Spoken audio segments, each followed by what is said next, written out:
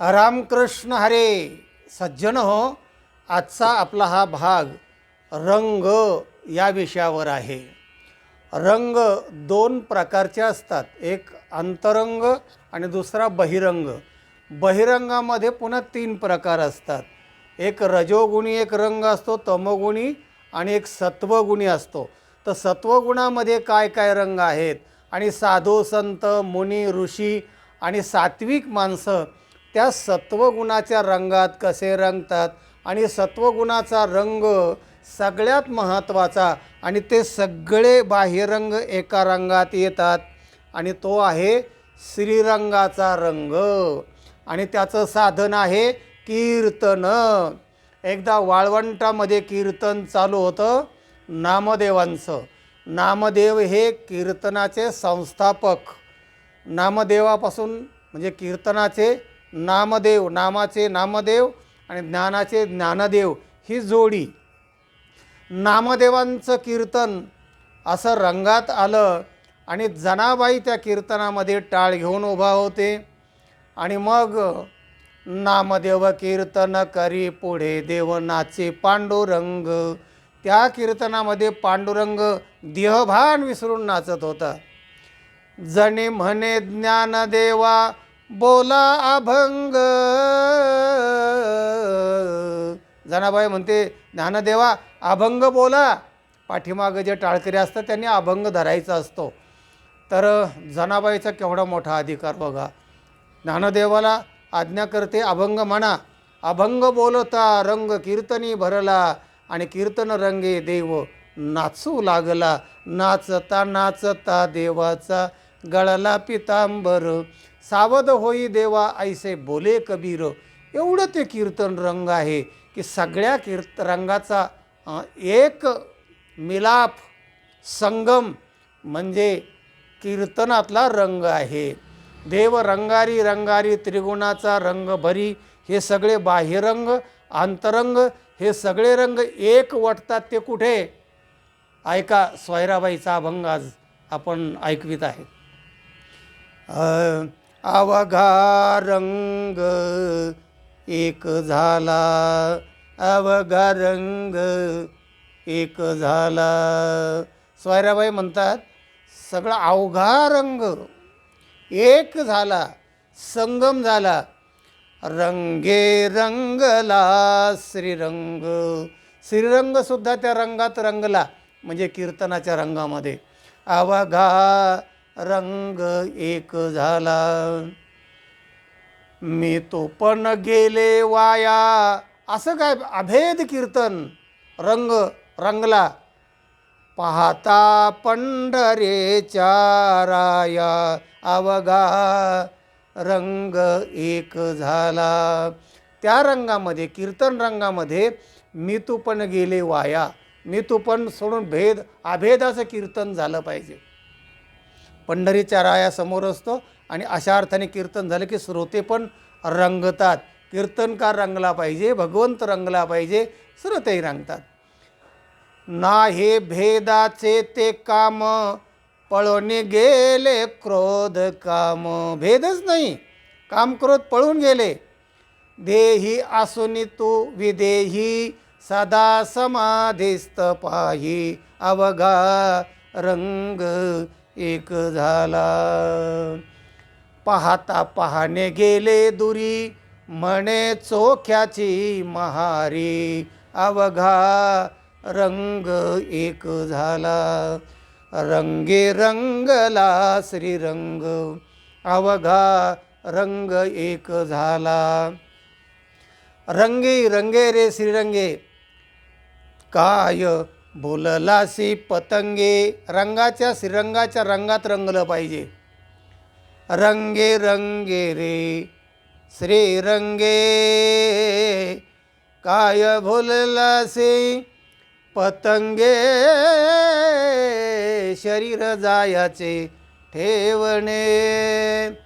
रंगाच्या श्रीरंगाच्या रंगात रंगलं पाहिजे कारण तिथे सगळे रंग एक वाटतात आणि तो श्रीरंगच मुळात कीर्तनाच्या रंगात रंगतो. म्हणजे कीर्तनामध्ये अवघा रंग एक झाला.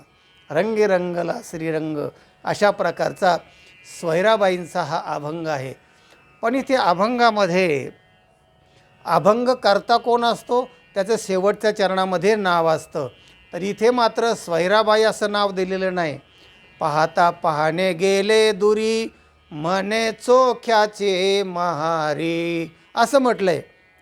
पाहता पाहणे दूर गेले, कीर्तनामध्ये अभेद निर्माण झाला, रंग भरल्यामुळे देवाण विसरून कीर्तन सुरू झालं, हे ठीक आहे. पण म्हणे चोख्याची महारी, चोखोबांची महारी असं म्हणते आहे. आता मी चोख्याची महारी कोण, तर चोखोबांच्या पत्नीचं नाव स्वैराबाई आहे. आता स्वैराबाई हे चोखोबांच्या पत्नीचं नाव.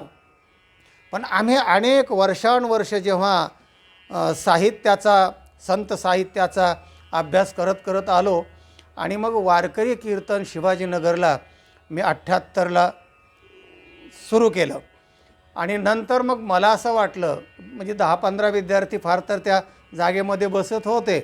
आणि मग तो कोर्स पूर्ण झाल्यावर आपल्याला असं वाटलं की आपण ह्या महाविद्यालय जागेअभावी किंवा व्यापक करण्यासाठी आपण फार काही करू शकत नाही. मग एखाद्या विद्यापीठामध्ये आपलं कीर्तन गेलं पाहिजे आणि तिथे मान्य झालं पाहिजे. विद्यापीठात, भारतीय विद्यापीठाने तो विषय मान्य केला आणि माझेच पुस्तकं त्यांना मी दिले आणि वारकरी कीर्तनाची पुस्तकं माझेच अभ्यासक्रमाला लावले, माझीच नेमणूक केली वारकरी कीर्तनासंदर्भामध्ये आणि 4 वर्षाचा कोर्समध्ये इथून जाऊन मी शिकवलं, मुलांनी डिग्र्या घेतल्या. हे मी का सांगतो आहे, तर तिथे जे माझ्यापुढे विद्यार्थी होते 25-30 विद्यार्थी, ते सगळे कोणी मुख्याध्यापक, कोणी प्रोफेसर, म्हणजे अशा प्रकारचे, आणि सगळे मोबाईल घेऊनच पुढं बसलेले असायचे. आपण एखादा विषय सांगितला की लगेच ते मोबाईल दाबून पाहायचे की हे खरं सांगतो आहे का खोटं, याचं काही चुकतं आहे का. अशा प्रकारचे काय काही असतात आणि ते असणं काही चुकीचं नाही, वाईट नाही आहे. तर जिज्ञासा असावी, बरोबर आहे का, बुवा सांगतात ते बरोबर आहे का. तेव्हा हे सांगत असताना मी चोखोबांचा दृष्टांत सांगत होतो. आणि चोखोबाचा दृष्टांत सांगताना तर पंढरपुराहून मंगळवेढा 21 किलोमीटरवर आहे, तिथले हे चोखोबा. तर ते लगेच मोबाईल दाबून पाहिलं त्यांनी की लगेच म्हटलं, हो महाराज मंगळवेढ्याचे नाही चोखोबा, ते विदर्भातले बुलढाण्याजवळ गाव आहे, त्या बुलढाण्याच्या देऊळ गावचे ते राहणारे आहेत. कारण त्या विकिपीडियामध्ये किंवा त्या संदर्भामध्ये त्यांना लगेच समजतं, अनेक पर्याय मारल्यास. मग तिथले आहे, त्यांना सांगावं लागलं की बाबा रे, तुम्ही दासगणूंचं चरित्र वाचलं आहे का. दासगणू म्हणजे कलियुगातले अगदी वाल्मिकी म्हणायला हरकत नाही असे ते रसाळ काव्य, 150 कीर्तन आख्यानं लिहिलेत त्यांनी, म्हणजे कीर्तनं लिहिलेत. त्याच्यामध्ये हे जे चोखोबा महाराजांचं चरित्र लिहिलं आहे, त्याच्यामध्ये त्यांनी स्वैराबाई नाही लिहिलं, त्याने केराबाई असं लिहिलं आहे. त्याच्यावरही त्यांनी आक्षेप घेतला. म्हणलं तुम्ही असं करा, दासगणूंचं चरित्र अगोदर वाचा, म्हणजे दासगणूंनी लिहिलेलं, आणि मग तुम्ही हे करा. तेव्हा सांगायचा मुद्दा असा की हे जे मोबाईलवरचे संदर्भ आहेत ना, ते तोकडे असतात, कोणीतरी टाकलेले असतात. आणि मग मंगळवेढ्याचे चोखोबा आहेत का, एका चरित्रकाराने असं लिहिलं आहे की मंगळवेढ्यातही त्यांना बराचसा विरोध झाला आणि मग ते पंढरपुरात येऊन गावाच्या बाहेर झोपडी बांधून राहिले, म्हणजे पंढरपूर निवासी होते ते, असंही म्हणता येईल.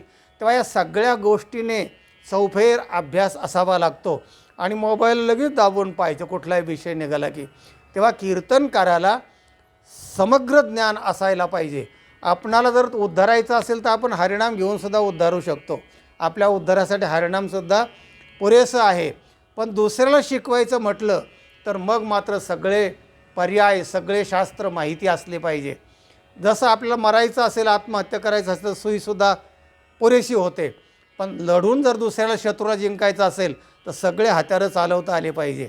तेव्हा मुद्दा सांगायचा असा की इथे जे म्हटलेलं आहे ना की म्हणे चोख्याची महारी, तर दासगणूंच्या पत्नीचं नाव केराबाई असं आम्ही सांगत आलो. आणि इतकं रसाळ चरित्र आहे दासगणूने लिहिलेलं, जरूर वाचा. दासगणू एकदा पहा, कवाल्या, काय ते दोहे, छकड्या, साक्या, दिंड्या, त्या चाली, हा बरेच 25-30 त्यांची आख्यानं आणि कीर्तनं मी पण कधी कधी सांगत असतो. असे ते कीर्तनं दासगणूंचे आहेत. त्याच्यामध्ये त्यांनी मंगळवेढाच लिहिलेलं आहे, केराबाई असं नाव लिहिलेलं आहे. आणि हे सगळं त्या संदर्भामध्ये सांगत असताना जे लोक पूर्वपक्ष विचारतात, विद्यार्थी म्हणून नक्कीच विचारलं पाहिजे. तेव्हा कीर्तनकाराने पण तशा प्रकारचं अभ्यासक बनलं पाहिजे. हा मुद्दा तुम्हाला अभ्यासकासाठी मुद्दाम सांगितला. तेव्हा सोयराबाई असं म्हणतात, अवघा रंग एक झाला. सोयराबाई म्हणजे ज्याला आपण ओबीसी आत्ता म्हणतो ना, त्याच्यातली ही बाई. आणि काय अभंग, काय तत्त्वज्ञान आहे. हा हा हा हा असाच एक दुसरा त्यांचा अभंग आहे, तो आपण दुसऱ्या भागामध्ये पाहूया. हा भाग संपवताना तुम्ही ऐकत राहा. हा व्हिडिओ इतरांना पाठवा, लाईक करा आणि ज्यांनी सबस्क्राईब केलं नाही त्यांनी जरूर सबस्क्राईब करा. रामकृष्ण हरी.